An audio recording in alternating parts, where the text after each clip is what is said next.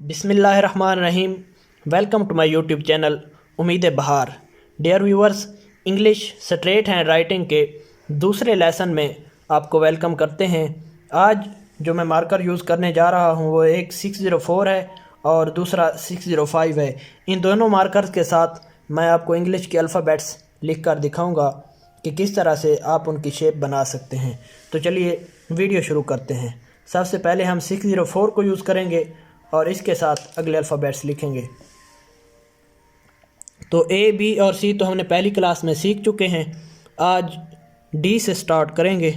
तो सबसे पहले आपने डी लिखने के लिए एक स्ट्रेट लाइन खींचनी है। इस तरह से स्ट्रेट लाइन खींचनी है और फिर नोक के साथ इस तरह से आपने मिला देना है। एक स्ट्रेट लाइन खींची और फिर नोक को यूज़ करते हुए इस तरह से ये हमारे पास डी बनेगा। तो स्मॉल डी आप देख लेते हैं, अपने नोक को यूज़ करना है, इस तरह से ओ की शक्ल बनानी है, ऊपर ले जाना है और यहाँ से पूरे मार्कर को आपने यूज़ करना है। ये हमारे पास डी बन जाएगा।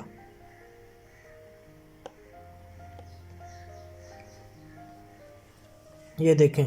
इसके अलावा डी को लिखने का दूसरा जो तरीका है वो आप स्ट्रेट लाइन लगाएं और उसके बाद यहाँ से नोक यूज़ करेंगे और फिर पूरी टिप को यूज़ करते हुए इस तरह से।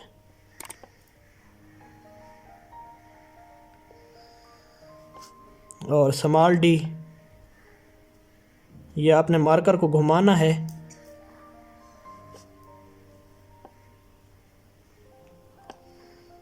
ये हमारे पास स्मॉल डी बन गया। तो इसके बाद ई की बारी है। ई लिखेंगे हम। ई के लिए आपने स्ट्रेट लाइन लगानी है और फिर नोक के साथ ये छोटी छोटी लाइनें 3 बना देनी है इस तरह से। ये हमारे पास ई हो गया। अब हम स्मॉल ई देख लेते हैं, नोक के साथ इस तरह और फिर यहाँ से आपने इसको मोटा कर देना है। इस तरह से आप ई बनाएंगे। डियर व्यूअर्स, ये बहुत ही बेसिक इंग्लिश हैंड राइटिंग है और बहुत ही खूबसूरत लगती है। आप कभी यूट्यूब पे स्ट्रेट हैंड राइटिंग की वीडियोस देखें तो पेपर्स में जिन स्टूडेंट्स ने स्ट्रेट हैंड राइटिंग को यूज़ किया होता है वो बहुत ही खूबसूरत इंप्रेशन दे रही होती है। तो ई के बाद अब एफ़ की बारी है।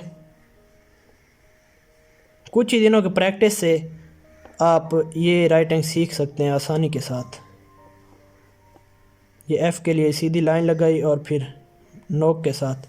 अब स्मॉल एफ़, ये नोक और फिर यहाँ से पूरा अपने मार्कर का जो कट है टिप को पूरे को यूज़ करना है। ये हमारे पास एफ़ हो गया। तो ये आज हमने 3 अल्फ़ाबेट्स लिखे हैं 604 के साथ।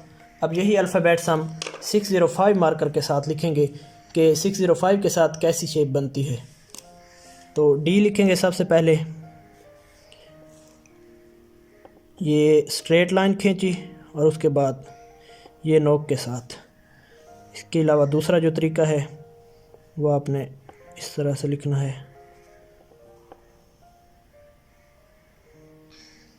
ये डी हो गया।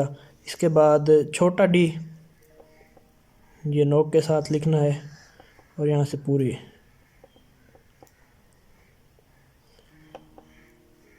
ये जो हम शेप बनाते हैं सिर्फ नोक के साथ, ये अगर आप शुरू कर रहे हैं लिखाई तो ये बनानी बहुत ही आसान है और बहुत ही खूबसूरत लगती है। पहले ही दिन जब आप अपने अल्फ़ाबेट्स को इस तरीके से लिखेंगे तो आपको अपनी लिखाई में बहुत ज़्यादा इम्प्रूवमेंट देखने को मिलेगी।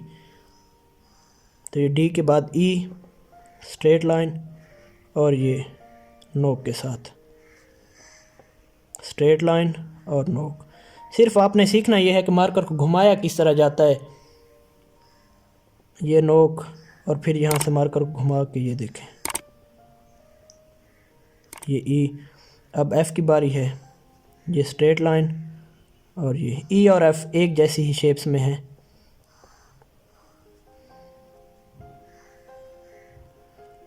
तो ये देखें, ये हमारे पास